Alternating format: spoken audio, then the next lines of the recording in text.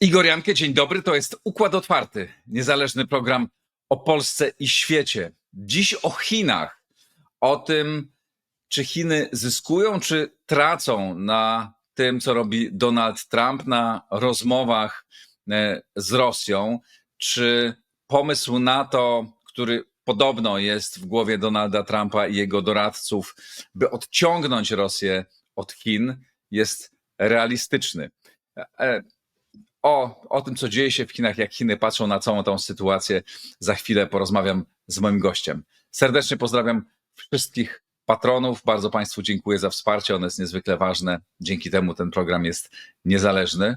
Kto z Państwa chciałby dołączyć do tego grona, zapraszam na mój profil w serwisie patronite.pl. Tam można dołączyć i wspierać Układ Otwarty. Przypominam też o zbiórce, która dalej się toczy. Zbieramy na samochód dla żołnierzy ukraińskich, którzy walczą pod Charkowem. Czas jest trudny, tym bardziej ta pomoc jest potrzebna. Link do zrzutki pod nagraniem. A teraz już łączę się z moim gościem. A oto mecenasi Układu Otwartego. Casa Playa, lider na rynku nowych nieruchomości w Hiszpanii. Casa Playa to agencja nieruchomości, która wspiera Cię na każdym etapie zakupu. Kliknij link w opisie i pobierz darmowy PDF z przewodnikiem zakupu krok po kroku. O Anda TMS Brokers, dom maklerski oferujący możliwość inwestycji w instrumenty z całego świata, a także analizy, które pomogą Ci zrozumieć, co dzieje się na rynkach. Kliknij link w opisie. Rosnące koszty IT hamują rozwój Twojej firmy? Z AMSO możesz obniżyć wydatki nawet o 70%, wybierając polizingowy sprzęt IT sprawdzony, wydajny i gotowy do pracy. Sprawdź na www.amso.pl. Hallow, katolicka aplikacja dbająca o Twój rozwój duchowy. Medytacje, modlitwy, muzyka, audiobooki i treści do snu. Pobierz z linku w opisie.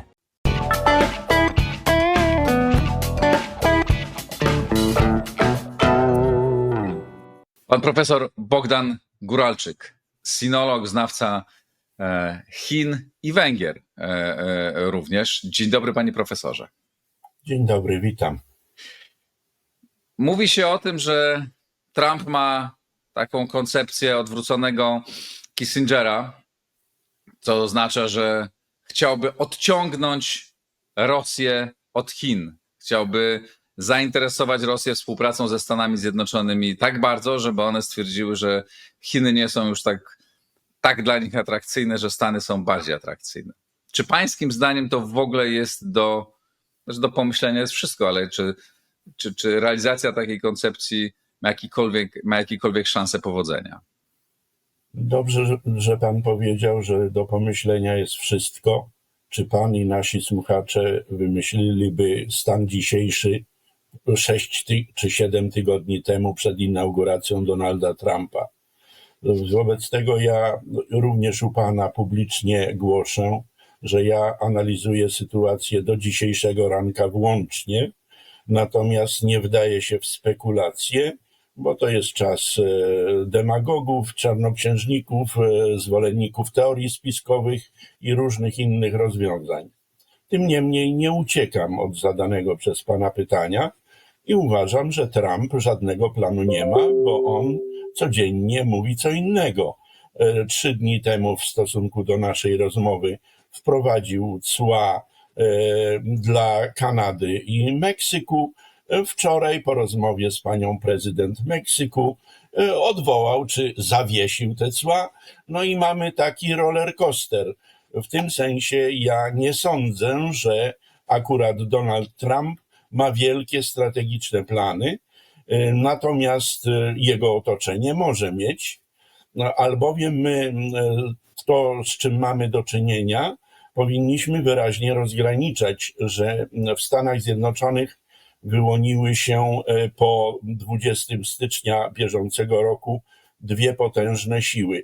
Niby mamy jednego demiurga, Donald Trump, który innych nie dopuszcza do głosu, z Wołodymyrem Zełenskim włącznie, co widzieliśmy w gabinecie owalnym, ale mamy też drugą siłę, wcale nie mniejszą, o również potężnej możliwości oddziaływania, czyli te big techy, a więc Ilona Muska i tą instytucję o nazwie Dodge, czyli ten specjalny resort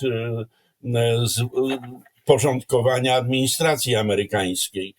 To jest jedno, a big techy, to wiemy to w Europie i nie tylko, na całym świecie, to jest potężne miliardy i potężne wpływy.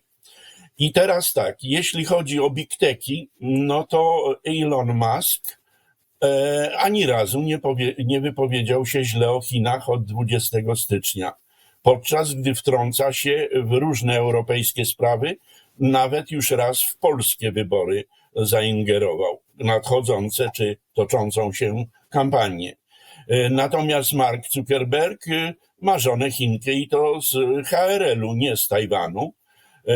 To też jest znaczące, a szefem Google'a jest Hindus. W tym sensie, jak widzieliśmy to zdjęcie jakże symboliczne, gdzie niejako w gabinecie albo gabinet Trumpa stał za szefami Amazon, Google i Mety, no to tam miliardy dolarów stały i wiemy, co to znaczy. I w tym sensie te big techy walczą o Chiny, dlatego że ja w Chinach byłem ostatni raz w grudniu ubiegłego roku, więc zupełnie niedawno, i Chiny cierpią na dwa schorzenia popandemiczne, to znaczy gospodarka spowolniła, a po drugie uciekły małe i średnie przedsiębiorstwa, zwinął się mały prywatny biznes w stosunku do tego, co było. Stąd Chiny również wobec Polski zastosowały ciekawy manewr. Ja jeżdżę do Chin od 50 lat i po raz pierwszy pojechałem bez wizy. To jest ruch bezwizowy po to, żeby ludzie przyjeżdżali i to przynosi pewne rezultaty, chociaż w stosunku do okresu sprzed pandemii obcokrajowców na terenie Chin jest zdecydowanie mniej, a małe i średnie przedsiębiorstwa pouciekały, czy to do Wietnamu, czy do Bangladeszu, czy nawet do Indii, szczególnie te z kapitałem zachodnim i amerykańskim. Pozostały natomiast big techy. Elon Musk dosłownie tydzień temu otworzył kolejną, największą fabrykę baterii do samochodów elektrycznych pod Szanghajem. W tym sensie ta gra się toczy i władze chińskie umiejętnie to rozgrywają. Jak rozgrywają? Kiedy Xi Jinping, jedynowładca, współczesny cesarz, przyjmował poprzedniego szefa dyplomacji amerykańskiej, to przyjmował go jak cesarz w wielkim fotelu, a delegacja amerykańska po boku przy stole siedziała. A kiedy w 3 dni później przyjmował Billa Gatesa, to siedzieli panowie stołek w stołek i rozmawiali przy kawce. No i to Chiny to znak, to symbol. Tam się wszystko czyta, nie tylko to, co powiedziane. Ja to czytam. I zwracam uwagę, bo na te tematy zdecydowanie za mało się w Polsce i w świecie zachodnim mówi, a to jest ważne. Natomiast jeśli chodzi o administrację Trumpa, no to mamy już jedną wypowiedź Marco Rubio, gdzie on wprost powiedział to, o co pan pyta, że oni by chcieli dokonać tak zwanego odwróconego Kissingera, no i rozpoczęli taką grę, niewątpliwie, przy czym łączmy zdarzenia, bo to też cywilizacja chińska, nie to, co napisane, tylko to, co między wierszami. Marco Rubio się wypowiedział, a Siergiej Szojgu pojechał na 5 dni do Chin, przecież do niedawna szef resortu obrony w Federacji Rosyjskiej, i został przyjęty przez samego Xi Jinpinga i we wszystkich możliwych konfiguracjach powtarzano, że nasze więzi są nierozerwalne, a one są, jak wiadomo, na wszystkie pory roku. W tym sensie ja uważam, ale to już trochę zachodzi o spekulacje, bo pewności nie mam, że dopóki jest Władimir Putin, odwrócony Kissinger nie jest możliwy. Natomiast później Rosja, ze względu na to, że staje się coraz bardziej wasalem i krajem podrzędnym w stosunku do Chin przez wieki, od takiego traktatu w Nerczyńsku 1689 rok, aż do rozpadu ZSRR, to najpierw Rosja, a potem Związek Sowiecki był wielkim bratem dla Chin. Kiedy Związek Sowiecki się rozpadał, miał gospodarkę nieco większą niż chińska. Dzisiaj Federacja Rosyjska, oczywiście okrojona o wiele tych byłych republik, ale jest 10-krotnie mniejsza od chińskiej. Nie mówiąc o zupełnie innym świecie w sensie i wymiarze technologicznym. I Rosja w świecie takim do nadejścia Trumpa, gdzie były sankcje i różne retorsje ze strony świata zachodniego, była skazana na Chiny. No teraz Amerykanie to zmieniają i mamy to, co mamy. Natomiast jedna rzecz jest absolutnie ważna, że obie strony, i chińska, i rosyjska, mówią, że to są najlepsze relacje, jakie kiedykolwiek były, mimo że przecież kiedyś Związek Sowiecki w latach 50. przez dekadę był tak naprawdę największym i jedynym wielkim sojusznikiem Chin do kłótni Mao Tse-tunga z Chruszczowem i wyprowadzenia rosyjskich specjalistów czy sowieckich w 1960 roku, bo Chruszczow nie chciał dać bomba, czyli bomby atomowej, nie chciał dać Chinom. One w 1964 doprowadziły w październiku do pierwszego wybuchu własnej bomby, ale przygotowanej przez swoich naukowców wykształconych i przejętych ze Stanów Zjednoczonych. W tym sensie Chiny i Rosja są w bardzo dobrych relacjach. W Pekinie i w dużych miastach chińskich, co naocznie widziałem, nawet w tym ptasim gnieździe, słynnym stadionie z Olimpiady z Pekinu z 2008 roku, ku zdumieniu pewnie pana też, moim dużym, słyszę, że leczą ciastuszki i wielki uniwermag, rosyjski magazyn z mydłem, powidłem, ale przede wszystkim wódką różnego rodzaju, kawiorem i innymi specjałami. I to w Chinach widać. W tym sensie nastąpiło zbliżenie. No a najlepszym dowodem, o co chodzi, jest fakt, że chińsko-rosyjskie obroty handlowe przed wybuchem pandemii, powiedzmy w 2020 roku czy 2019, sięgały $100 miliardów, a w roku ubiegłym, 2024, przekroczyły $245 miliardów, czyli 2,5-krotnie wzrosły. I to dowodzi, że tam więzi są wieloznaczne, ale nie ma zaufania, bo jest jak w chińskim powiedzeniu: śpią w jednym łóżku, ale mają różne sny. No tak, ale zaufania nie ma, ale czy jest ta wyraźna podległość dzisiaj jednych wobec drugich, ale czy ktokolwiek jest w stanie, a ktokolwiek, mam na myśli Stany Zjednoczone, zaoferować Rosji tyle, żeby przebić to, co dzisiaj Chiny im dają? Czy ktoś jest w stanie od nich kupować tyle gazu, ropy, innych rzeczy, żeby to było, żeby można było ich przekręcić na drugą stronę? Mnie się to wydaje trudne do wyobrażenia. To, co Rosja ma, a Rosja już dawno została zdefiniowana jako stacja benzynowa na sterydach, czyli ma ropę i gaz, Stanom Zjednoczonym nie jest potrzebne. No właśnie. Dlatego, że Stany Zjednoczone, tam się dokonała w ostatnim 10-15-leciu wielka rewolucja łupkowa, i Stany Zjednoczone są eksporterem surowców energetycznych, a jeszcze Trump w swoim przemówieniu inauguracyjnym mówi drill baby, drill, czyli wierć i wierć i wierć, i stawia na surowce energetyczne. W tym sensie Rosja nic nie ma Stanom do zaoferowania poza strategicznymi położeniem. No i oczywiście, gdyby była po stronie Stanów, byłoby to dobre. Natomiast tutaj nie tylko Rosja i Chiny są w grze, i przede wszystkim jest strategia chińska, a dla niej tak 90 parę procent to jest Tajwan i jeszcze raz Tajwan. Wiadomo, co się stało podczas pandemii z Hongkongiem.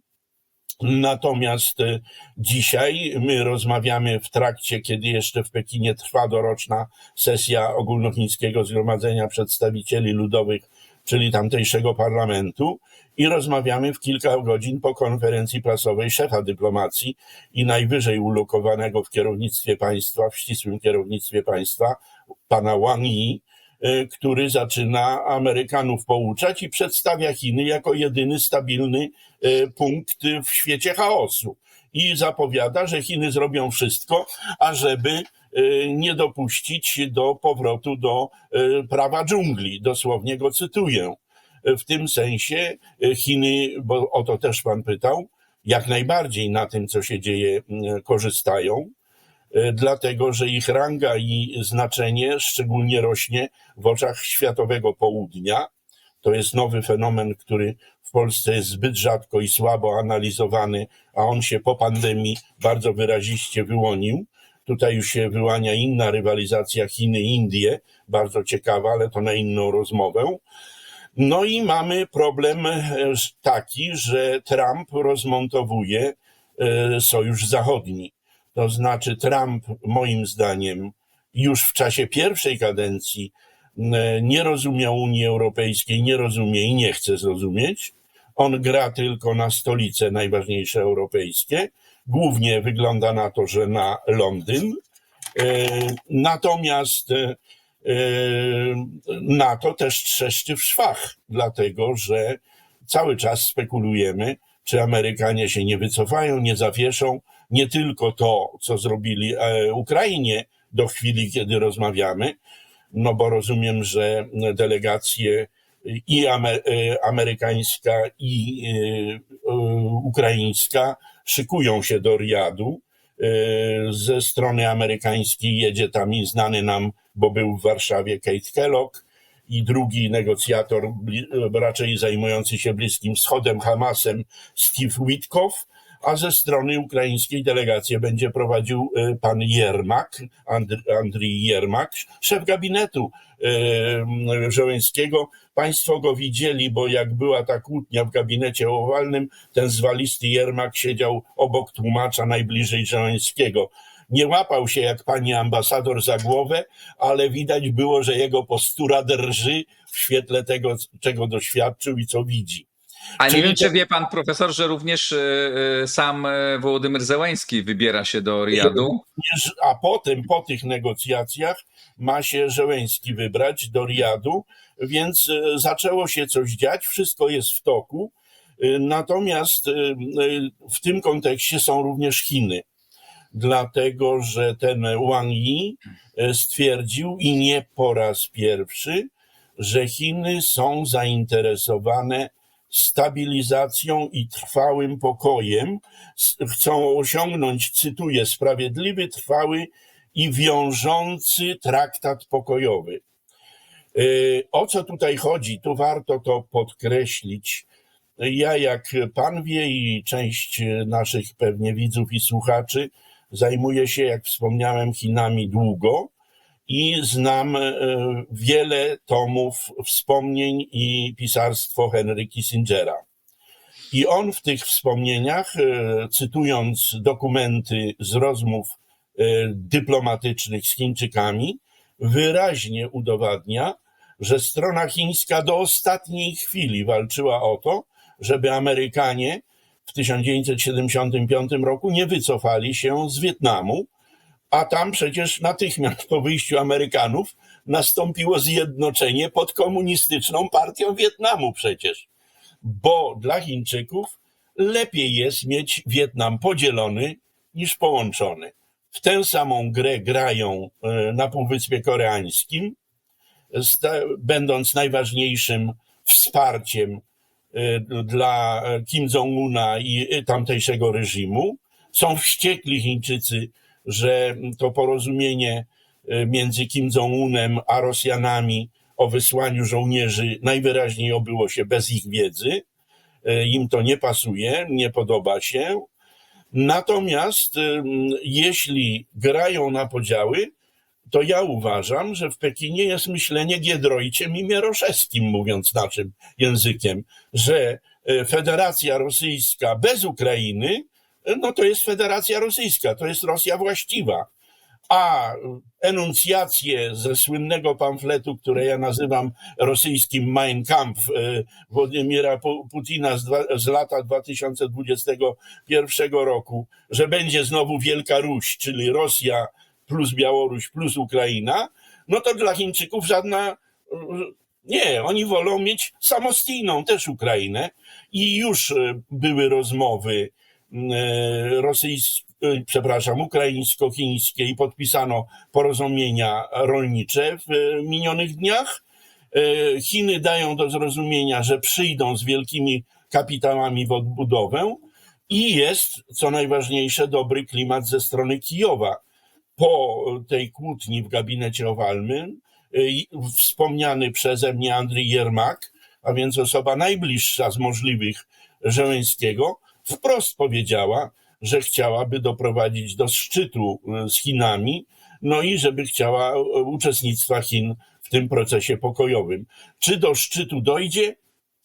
Nie jestem taki pewien, dlatego że znam za dobrze Chiny. I tu powiem panu paralelę, która plus dodatni, że mnie pan zaprosił. Otóż ja byłem przez 5 lat ambasadorem Polski w Królestwie Tajlandii. W Tajlandii mało wiemy, poza że to raj turystyczny, ale jedno na ogół wiemy, że tam co parę lat albo co parę miesięcy jest zamach wojskowy. Od 1932 roku, kiedy przyszła monarchia konstytucyjna zamiast absolutnej, było takich zamachów już ponad 30, z czego 18 udanych.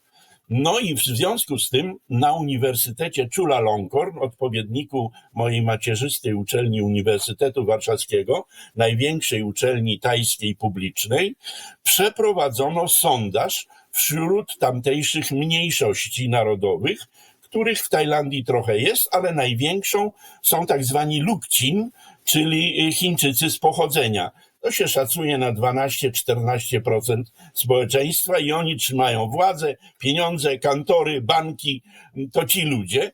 No i co wyszło z tego sondażu? Że jeszcze nowy szef hunty nie złożył wizyty u króla, nie został pobłogosławiony, a już była u niego z kwiatami delegacja Lukcin Chińczyków, czyli niech żyje król. I Chińczycy zawsze opowiedzą się po stronie wygranych. A na tę chwilę, no niestety z naszego punktu widzenia bardziej wygrana jest Rosja i Putin i oni na przegranego konia nie postawią. A natomiast mogą się włączyć ze względu na Giedroycia i Mieroszewskiego w negocjacje pokojowe, o ile zostaną dopuszczeni przez Amerykanów, bo to chyba będzie o to ostatecznie chodziło. A może Rosjanie taki postawią warunek, bo im Chińczycy postawią, ale to już spekulujemy. No właśnie, ale bo przecież osłabienie Rosji, to zaangażowanie w tę wojnę jest dla Chin bardzo korzystne, prawda? Bo Rosja się osłabia, jest w dużo trudniejszej sytuacji i potrzeby są większe, więc pozycja Chin wobec nich wzrosła. Pytanie, czy w tej sytuacji, no właśnie takie spotkanie, szczyt ukraińsko-chiński, jeśli ja z kolei podejrzewam, że Ukraińcy jednak tak daleko nie podejdą, bo to się spotka z bardzo ostrą reakcją, jeszcze ostrzejszą reakcją Stanów Zjednoczonych. Ale z punktu widzenia Chin, dlaczego miało być to jakby niezręczne? Tak? To jest jeszcze powiedzenie się, no, chcą rozmawiać, tak? Utrudniają trochę sytuację Rosji, co, jeśli ja dobrze rozumiem, jest w interesie Chin. W interesie Chin jest jedno i to jest poniekąd w interesie nas wszystkich.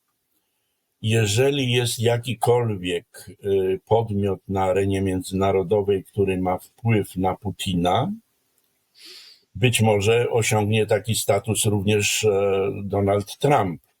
Tego nie możemy wykluczyć, bo idzie tak daleko na ustępstwa wobec Rosji, że cholera wie, gdzie to zajdzie. Ale do Trumpa, do tej nowej ery, jak to zaczynamy mówić i chyba słusznie, to Chiny były jedynym podmiotem, które miały wpływ, dźwignię wszystkie możliwe nacisku na Moskwę i Putina. No przecież nie Organizacja Narodów Zjednoczonych, którą ja nazywam Organizacją Narodów Zagubionych i twardo się tego trzymam, bo gdzie ona jest? No ona odzwierciedla układ sił z 1945 roku, a mamy 2025.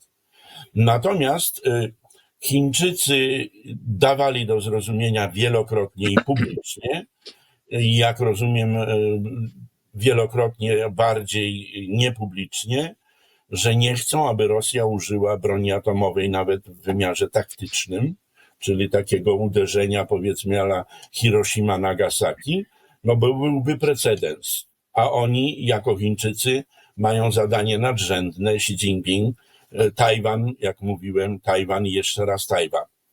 I druga kwestia jest ważniejsza. W pańskim pytaniu zawarta była ta teza, że Rosja się osłabia, Chiny się wzmacniają, to jest gra na rzecz Chin. Tak, ale do pewnego momentu. Chiny panicznie boją się jednego, że w Rosji pojawią się jakieś Prigorzyny, czy pojawi się chaos. Bo wtedy my mamy, Rosja nadal w chwili, gdy rozmawiamy, dlatego zawsze będziemy się musieli z nią liczyć, ma największy arsenał ładunków jądrowych na globie. I gdyby to poszło w rozsypkę, rozproszenie, dostało się w prywatne ręce, to strach w ogóle myśleć o tym, bo i wtedy i sukces chiński, i wielki renesans wszystko bierze w łeb.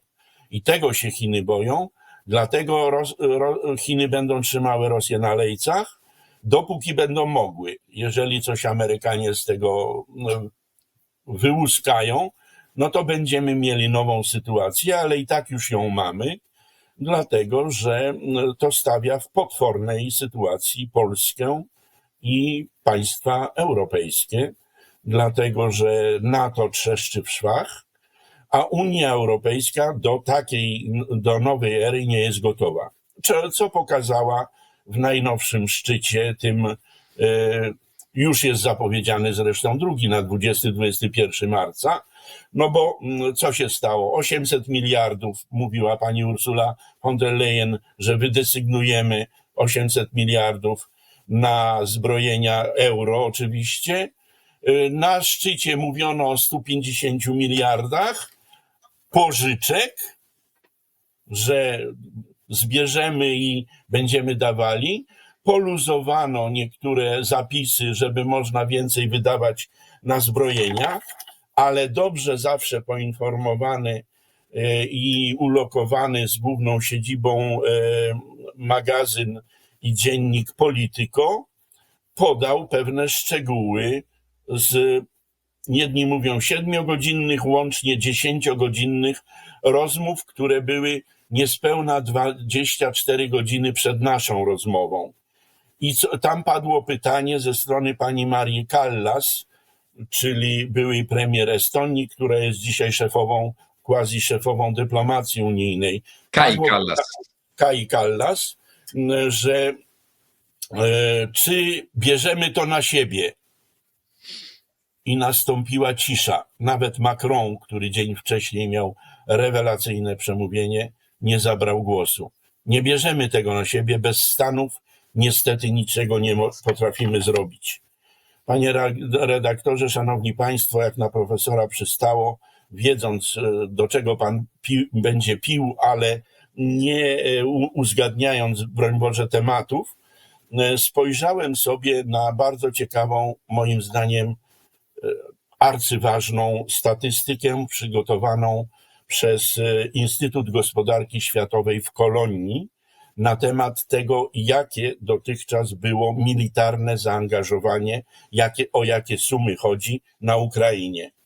I pierwsze są Stany Zjednoczone, ponad 66 miliardów dolarów, a drugie są Niemcy, 12 miliardów, potem jest trzecia Wielka Brytania, 10 miliardów, na 7. pozycji jest 3,64. Słuchają nas specjaliści, mogą podnieść tę sumę, bo wydaje mi się, że Polska dała trochę więcej, tylko nie wszystko jest ujęte w statystykach. I tam bardzo wysoko są państwa skandynawskie. Na pozycji 4. Dania, na pozycji 10 Finlandia, na pozycji 6 Szwecja. W tym kontekście ja proponuję, i to jest wartość dodana, co rzucam jako pomysł, że my nie możemy w tej chwili liczyć na Unię, niestety, bo zanim ona się rozrusza, to minie pół roku, a tu trzeba 6 godzin podejmować decyzje, albo 12, albo 24, że potrzebne są nam małe formaty. Również nie możemy w pełni grać na NATO, bo jest zbyt dużo niejasności w stosunku do stanowiska administracji amerykańskiej. Dopóki się to nie wyjaśni, musimy tak grać. I w tym kontekście mam dwie propozycje i jedna rzecz jest optymistyczna. Ja uważam, że to spotkanie w Londynie i wyraźne przejęcie sterów przez premiera Wielkiej Brytanii i włączenie do tego króla. Pamiętamy, że jak premier Wielkiej Brytanii pojechał, to wręczył natychmiast z zapazuchy, wyjął zaproszenie do złożenia bezprecedensowej drugiej oficjalnej wizyty państwowej przez Trumpa i to zostało z zadowoleniem przyjęte. A teraz Żeleński też w Londynie był i też przez króla został przyjęty. Zresztą królowi, mimo dworskiego protokołu, wcale strój Żeleńskiego w niczym nie przeszkadzał. Wobec tego mamy Wielką Brytanię i w tym formacie dwie rzeczy są arcyważne. Że jest Wielka Brytania, która ma super relacje bezpośrednie ze Stanami Zjednoczonymi. Przecież dosłownie 24 godziny przed naszą rozmową było spotkanie w Pentagonie szefa resortu obrony Wielkiej Brytanii i Keitha Kelloga, szefa Pentagonu, który już był w Warszawie. I warto wysłuchać, wysłuchajcie Państwo 15-minutowego nagrania na YouTubie, jakie tam są relacje. Jeżeli ktoś to ma wziąć w ręce, to Wielka Brytania, a nie Unia Europejska jest do tego predestynowana i tam są dwie jeszcze inne rzeczy, mianowicie wkomponowano w to Kanadę. Rewelacyjnie, dlatego że Kanada ma największą na świecie diasporę ukraińską, czyli ma autentyczne interesy. No i zapraszam, jak profesor przystaje zawsze, zadaje zadania domowe słuchaczom i widzom, wysłuchajcie Państwo, co powiedział premier Justin Trudeau w odpowiedzi, jak Trump narzucił cła. Jak się zwracał i do Trumpa, i do narodu amerykańskiego, a dopiero do swoich. To było godne, wspaniałe, jednoznaczne, wyraziste przemówienie przeciwko zapędom imperialistycznym i wręcz powiedziałbym kolonialnym, bo przecież Trump bezustannie do tego biednego Trudeau zwraca się per gubernator. No nie możemy na to. Czyli Kanada jest tutaj absolutnie kluczowym graczem i ona jest wysoko w tych statystykach, które podałem. No i jest jeszcze Turcja. Jakże ważna, bo ona nie tylko kiedyś polskich rozbiorów nie uznała jako jedyne liczące się państwo, ale ona ma autentyczne interesy swoje własne, bo Morze Czarne, bo Krym, bo Ukraina, bo wszystko. I Turcja wyraźnie mówi, chcę, a co do drugie, że ma drugą po amerykańskiej największą armię lądową wewnątrz NATO. W tym sensie my idziemy w dobrym kierunku. Uważam, że to należy rozgrywać, to jest dobry format. I drugi format się wyłonił, to Duńczycy z tym wychodzą. Może dlatego, że mają tę Grenlandię na tapecie, ale że kraje skandynawskie i Polska i kraje bałtyckie. Tu też bym w to grał, dlatego że to są bogate państwa, które mają bardzo dobrze zorganizowane siły samoobrony. Finlandia i Szwecja niedawno wstąpiły do NATO. To wszystko razem dobrze rokuje i ja bym Polskę do tego namawiał, żeby z państwami nordyckimi jak najbardziej grać.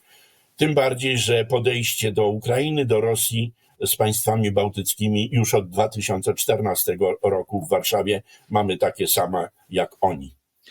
Zgadzam się z panem profesorem bardzo. Uważam, że zresztą w tym programie dosyć często o tym mówię, że ten format, znaczy, że powinniśmy nie tylko stworzyć formalnie format bałtycki z państwami skandynawskimi i Litwą, Łotwą i Estonią, ale prowadzić i intensywną współpracę w kwestii bezpieczeństwa, ale także polityczną. To jest kierunek, który wydaje mi się dzisiaj dla Polski bardzo ciekawy, ale również jest ciekawy dla nich. Znaczy pierwszy raz myśmy się stali ciekawym partnerem dla państw północnych i wydaje mi się, że ten, nie rezygnując oczywiście, nie wiem, z Trójkąta Weimarskiego, ale który jak do tej pory zawsze był raczej teoretycznym, nie był nigdy ważnym politycznym formatem realnym.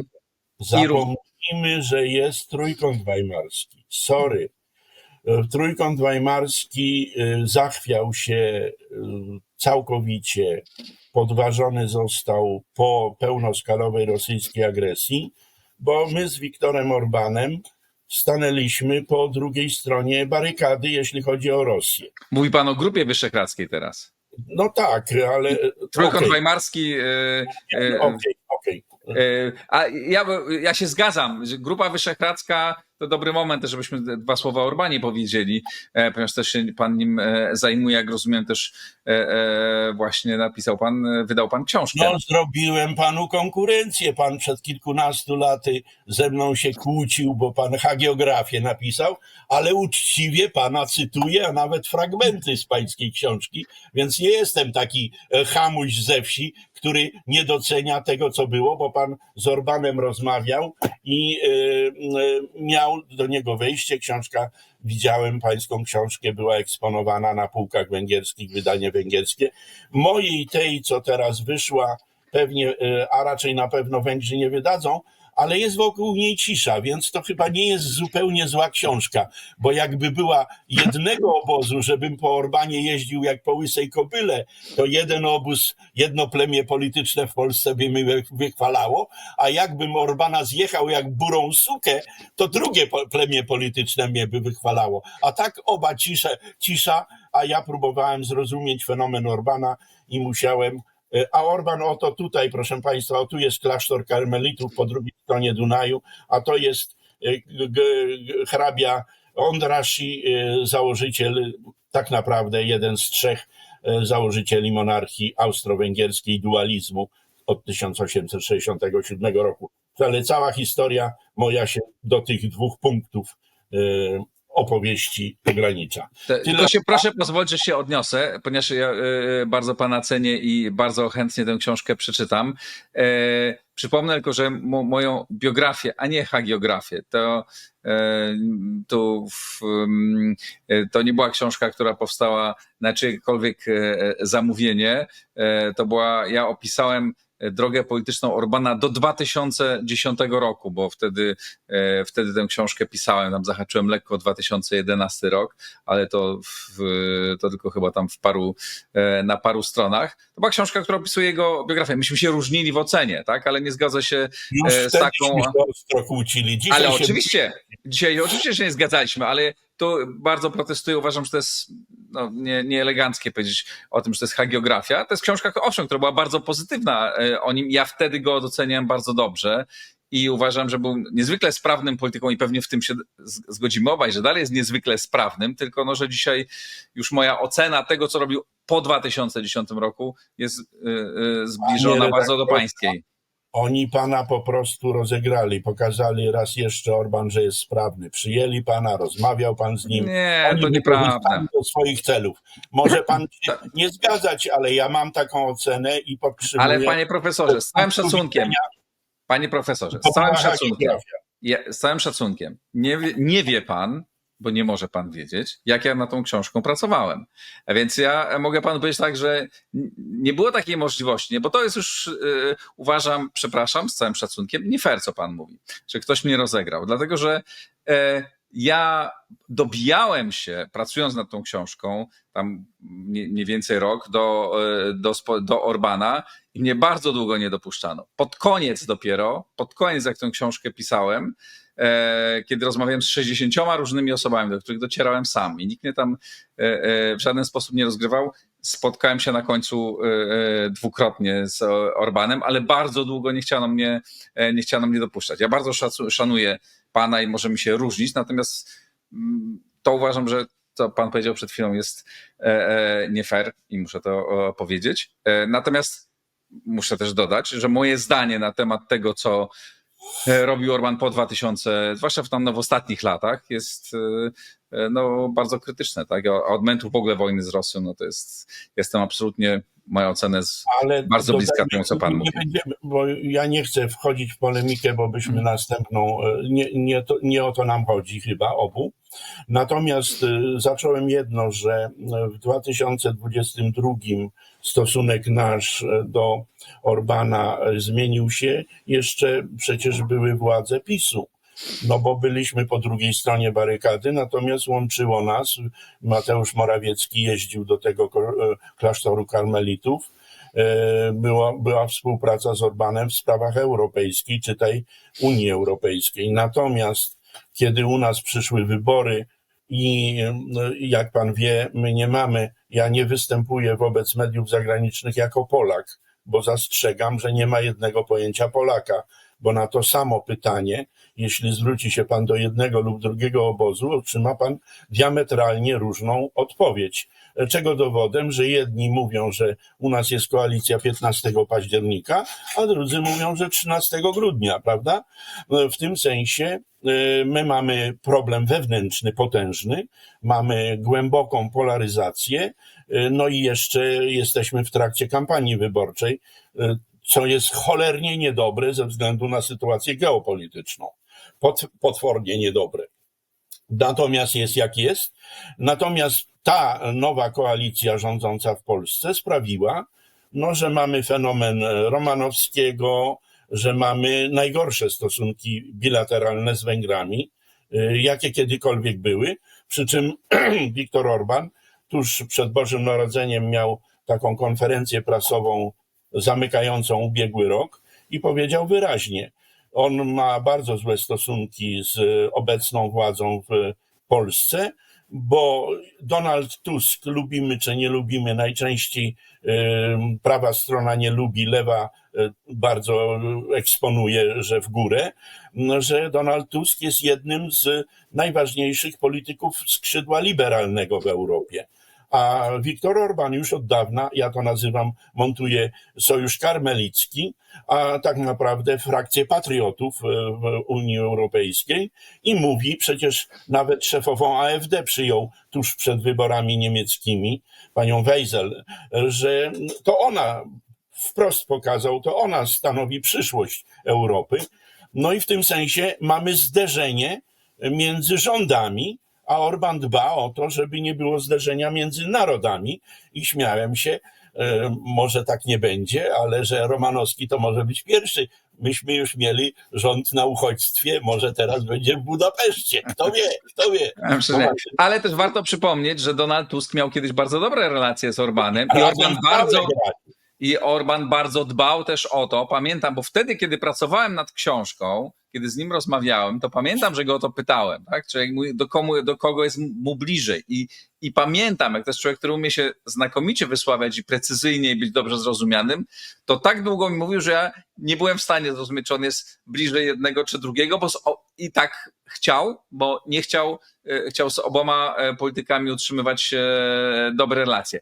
Ale zostawmy już tego Orbána, bo nie jest aż tak ważnym graczem. No, w Europie jest ważny. Wie pan dlaczego? Dlatego, że w minionym tygodniu, w mijającym, w poniedziałek rozmawiał z Trumpem telefonicznie i ani strona amerykańska, ani strona węgierska nie powiedziała nic. To jest bardzo znaczące. Drugie, że Orbána nie było na CEPAK, tam gdzie był nasz prezydent Duda, czyli tym konwenktyklu amerykańskich konserwatystów, ale pan wie, bo się Węgrami interesuje, nasi słuchacze niekoniecznie, że CEPAK już dwukrotnie miał a nawet trzykrotnie miał już wielkie szczyty w Budapeszcie. I teraz gra toczy się o to, żeby sprowadzić Trumpa na CEPAK w Budapeszcie, No bo Orban ma wyzwanie po raz pierwszy od 15 lat o nazwisku Peter Modior tam na scenie wewnętrznej. Jakby sprowadził Trumpa, no to zmienia zupełnie układ sił i postrzeganie. Także takie toczą się gry i to jest ważne. No i Orban niestety znowu po raz kolejny był jedynym z 27 państw, który zawetował pomoc dla Ukrainy. Słowację się udało przekupić jednym, że Zełenski z Fico już w Brukseli dogadali się, że Ukraina pozwoli na dostawy gazu, tych surowców energetycznych. W tym sensie Orban jest nadal czarnym Piotrusiem, ale on uważa, że jest zwycięzcą w Europie, no i jest człowiekiem Trumpa do specjalnych poruczeń. W tym sensie jest ważny, dużo ważniejszy niż potencjał jego kraju. To prawda. Zgadzam się z tym. Jest na pewno ciekawą postacią i bardzo sprytnym graczem, to w tym się na pewno zgodzimy. Ale wróćmy do Chin, bo o tym przede wszystkim rozmawiamy. Bo w zasadzie takiego ogólnego pytania panu nie zadałem do tej pory. Co Chiny mówią, jak pan odczytuje, no bo tam to, co mówi się w mediach chińskich, to jest jedno, tak, ale jak pańskim zdaniem oni odbierają to wszystko, co robi Trump? Trump jest prezydentem od bardzo, bardzo niedawna, a wydaje nam się, że już od wieków, bo tyle się zdarzyło od inauguracji jego prezydentury, jak nigdy w historii Stanów Zjednoczonych.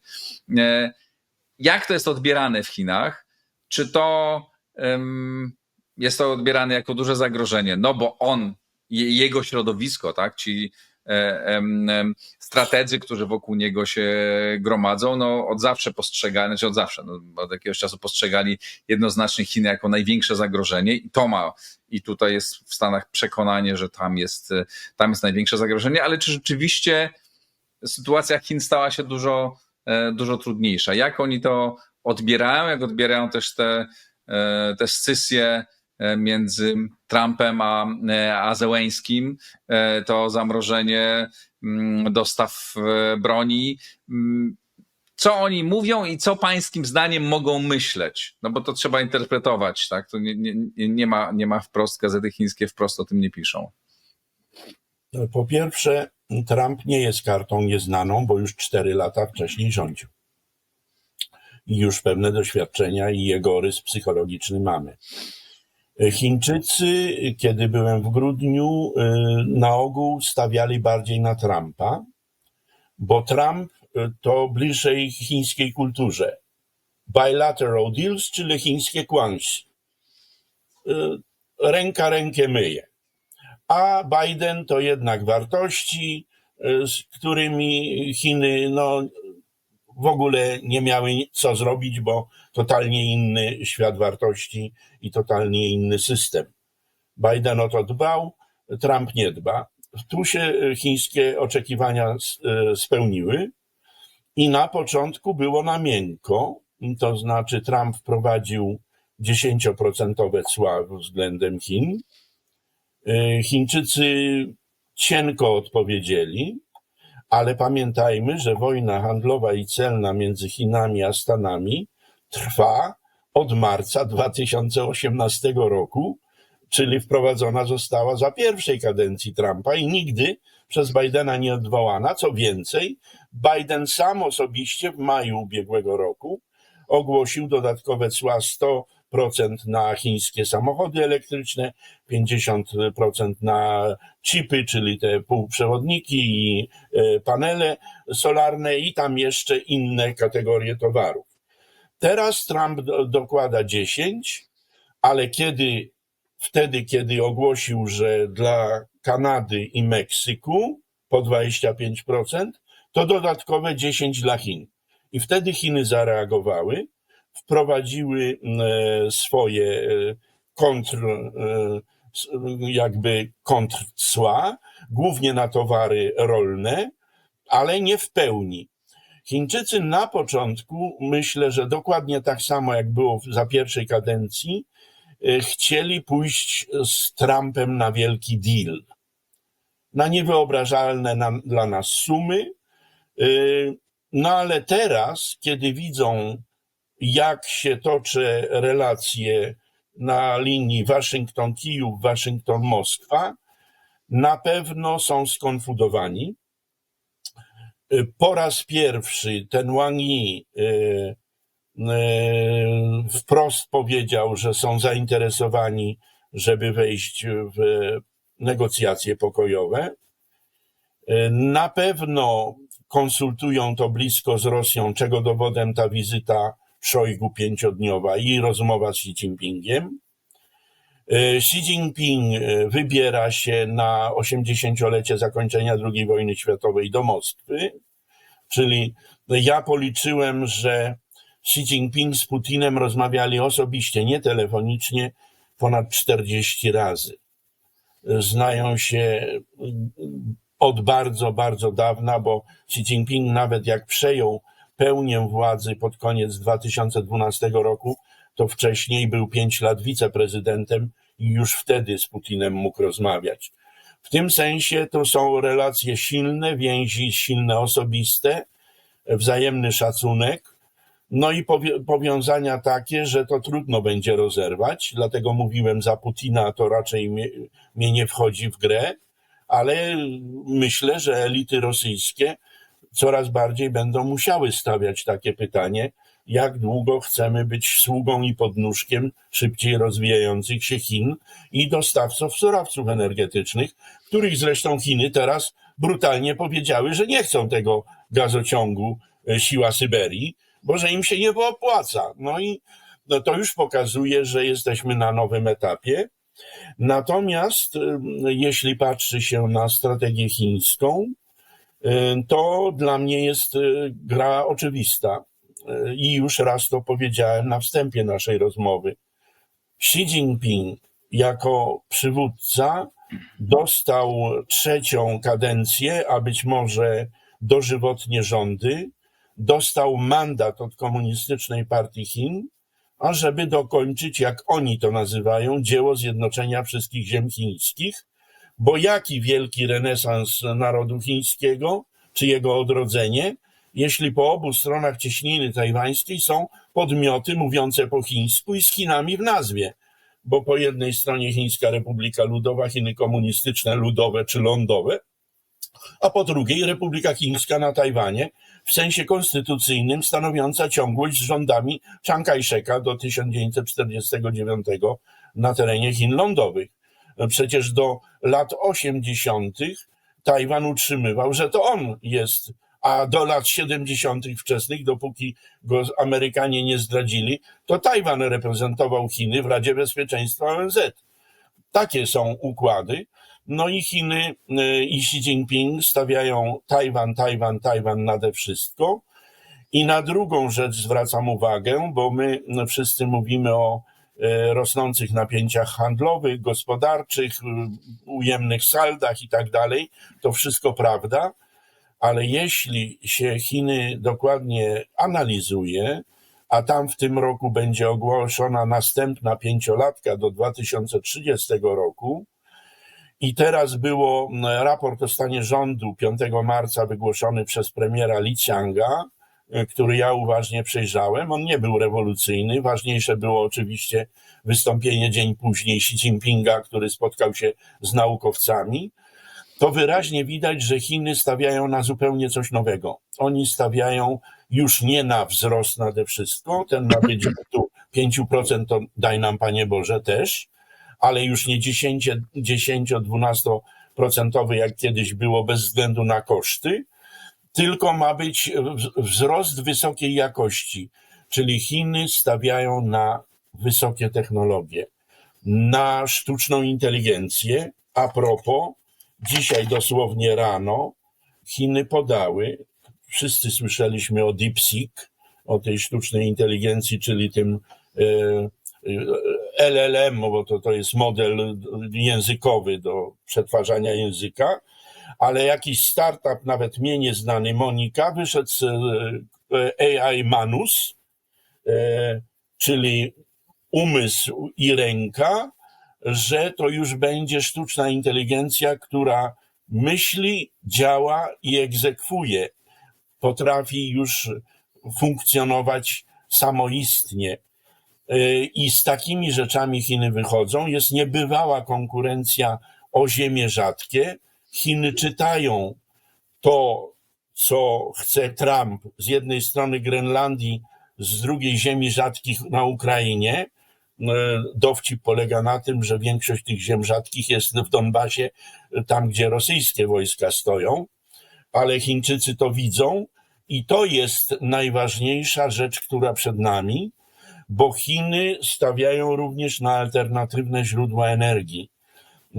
Są liderem absolutnym i w panelach solarnych, i w turbinach wiatrowych, i budują 22, a no teraz się mówi już 24 nowe elektrownie jądrowe, a 55 mają, czyli Tajwan i wysokie technologie i wyścig o komputery kwantowe, o ziemie rzadkie, tego typu rzeczy. I na to trzeba zwracać uwagę i Amerykanie w przeciwieństwie do Europejczyków to rozumieją.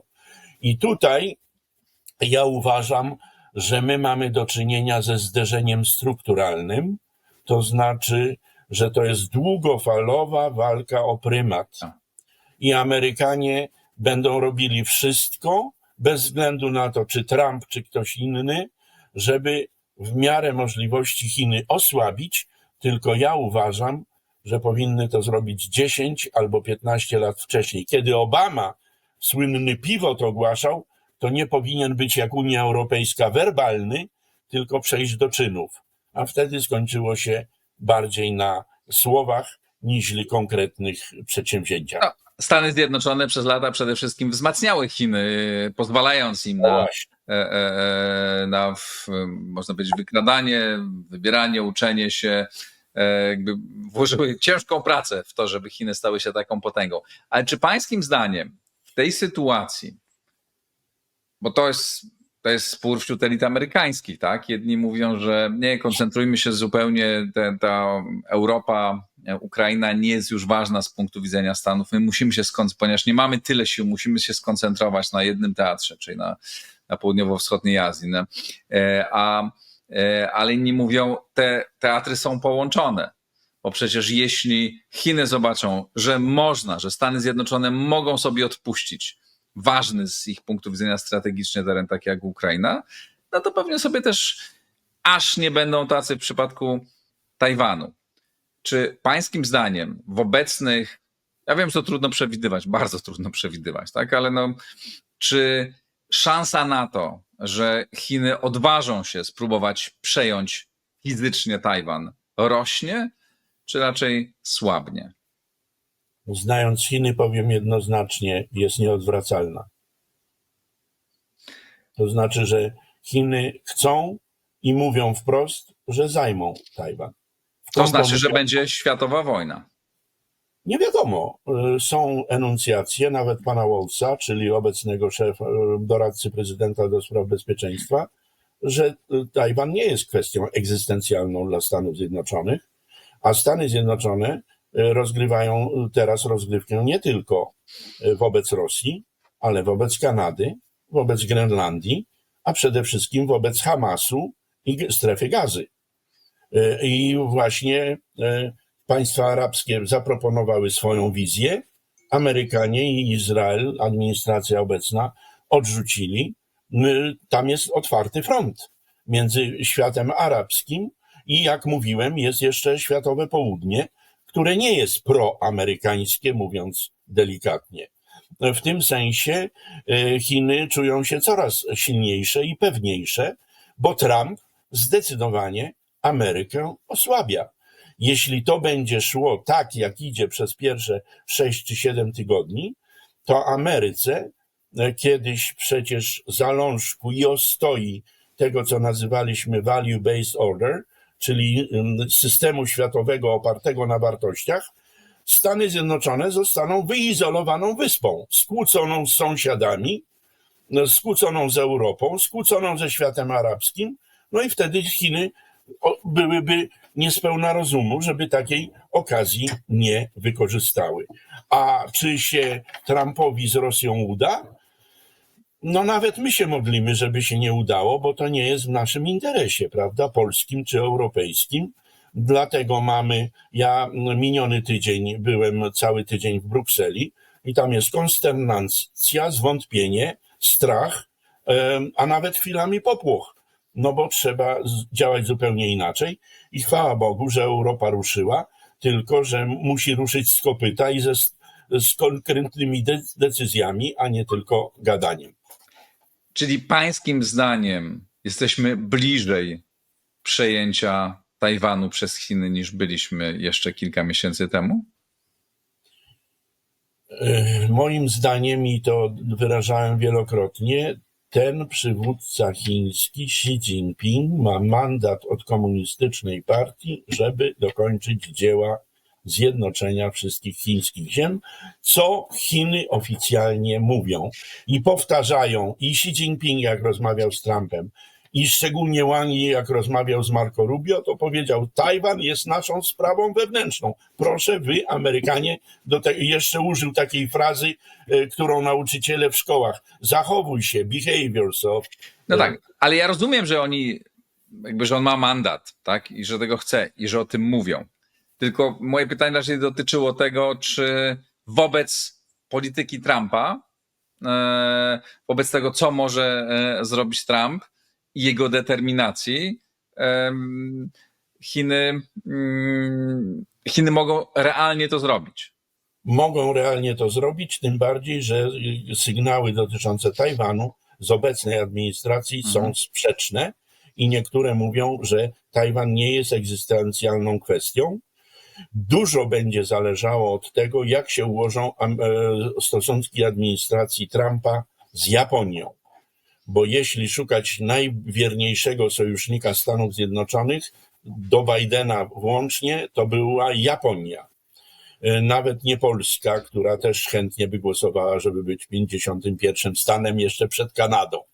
Natomiast Japonia jest jedynym krajem na świecie, który autentycznie rozumie, co by znaczyło szczególnie pokojowe połączenie Chin z Tajwanem, bo Japonia przez 50 lat w specyficzny sposób Tajwan kolonizowała, to znaczy go modernizowała. Ja znam uniwersytety tajwańskie, one są wybudowane przez Japończyków. I tam pierwszy premier z demokratycznego nadania, Li Tenghui, mówił lepiej po japońsku niż ogólnochińskim. Znał swój dialekt z południa Chin. Rozmawiałem z nim, więc wiem, jak to wyglądało. W tym sensie ta sprawa dojrzewa i Chiny na pewno wykorzystają taką okazję, a Japończycy rozumieją, że jeżeli byłoby połączenie Chin i Tajwanu, szczególnie pokojowe, to automatem mamy numer 1 na świecie, największego gracza.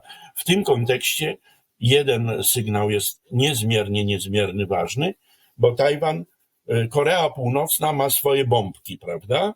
I dlatego nie możemy jej ruszyć. A Tajwan ma jedną polisę ubezpieczeniową, ona się TSMC nazywa, Taiwan Semiconductors Manufacturing Company, czyli ten wytwórca najdelikatniejszych, najbardziej poszukiwanych półprzewodników, 90 parę procent, czyli całkowity monopol.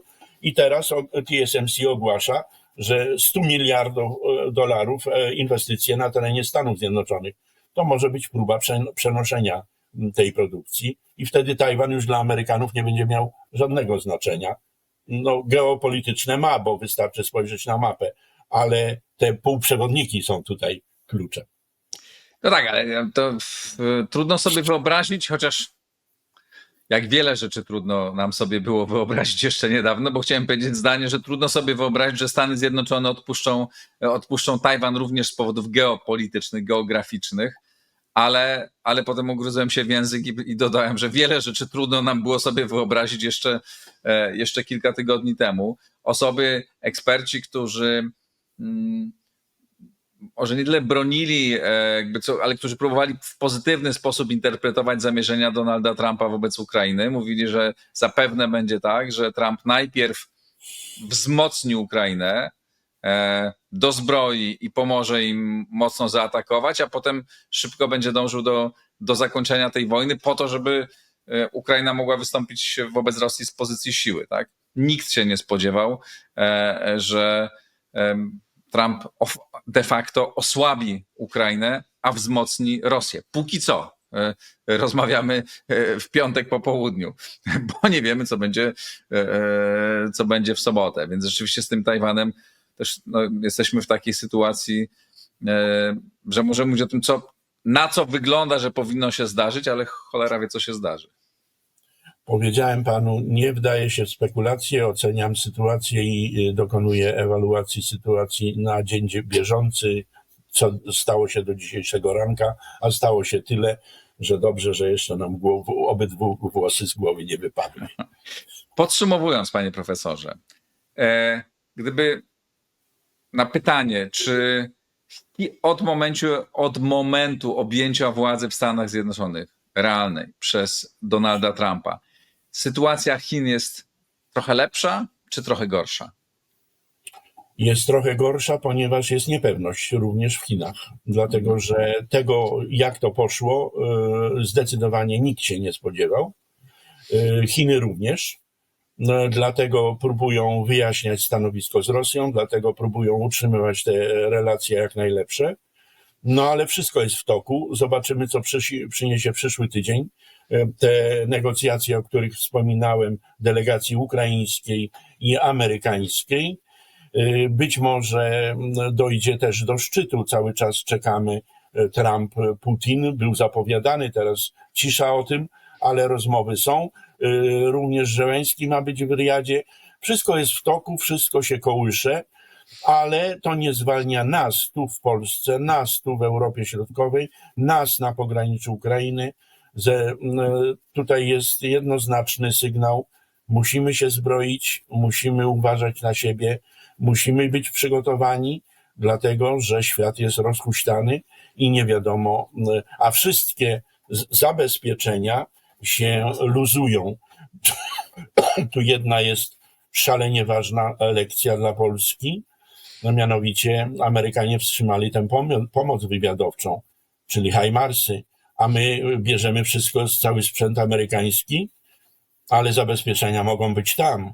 Powinniśmy z tego wyciągnąć wnioski, żebyśmy nad sprzętem, który masowo nabieramy, żebyśmy mieli nad nim kontrolę, bo inaczej będziemy w sytuacji Ukrainy, która w chwili, kiedy rozmawiamy, to jest, no niestety grozi kolejną Jałtą.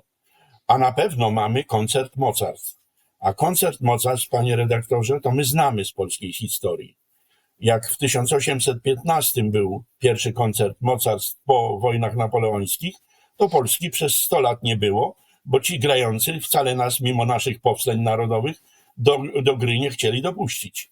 A drugi koncert mocarstw to my też znamy, bo to był układ jałtańsko-poczdamski, prawda? Ile dekad musieliśmy, żeby się coś zmieniło. W tym sensie, jeżeli jest koncert mocarstw, a jest, to Polska jako kraj średni czy mały, powiedzmy średni, żeby nam sobie osobiście nie ubliżać, musimy stawiać na jakiegoś konia.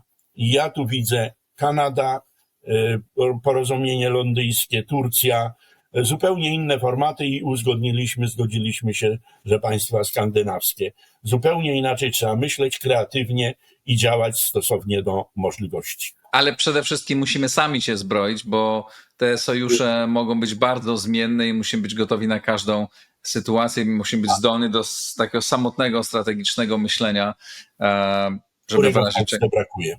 Którego w Polsce niestety brakuje, ale zwracam uwagę, że Szwedzi sami nam zaproponowali Gripeny do nadzorowania granicy i wschodniej. Zaczęło się dziać. Tak. Jeszcze, tak? Dzieje się bardzo. Jeszcze jedna tylko kropkę nad i. Czy pańskim zdaniem, jeśli dojdzie do finalnego porozumienia, jakiekolwiek ono nie będzie, kończące wojnę i kiedykolwiek ono nie nastąpi, bo to wcale nie wiadomo, czy ono nastąpi szybko, czy ono jest możliwe bez udziału Chin? Na tę chwilę nie jest możliwe, ale dzieje się tak dużo, że tego też wykluczyć nie można. Bardzo panu dziękuję. Profesor Bogdan Góralczyk był gościem Układu Otwartego. Dziękuję panu uprzejmie. Do zobaczenia. Dziękuję, do widzenia. To wszystko w tym odcinku. Napiszcie państwo, co sądzicie o dzisiejszej roli Chin, o tym, co Chiny mogą zrobić, czy jest możliwe porozumienie kończące wojnę bez udziału tego jednego z najważniejszych graczy na świecie i czy wojna, czy próba przejęcia Tajwanu musi się zakończyć wojną między Chinami a Stanami Zjednoczonymi, czy jest to możliwe do uniknięcia. Czekam na Państwa komentarze i pamiętajcie, wspieramy cały czas Ukrainę, to jest w naszym interesie, dlatego ta zbiórka na samochód dla brygady walczącej pod Chersoniem ciągle trwa. Zebraliście już Państwo wiele pieniędzy przez ten program, dostarczyliśmy już wiele samochodów, dalej trzeba to robić. Dziękuję, pozdrawiam serdecznie, do zobaczenia, do usłyszenia.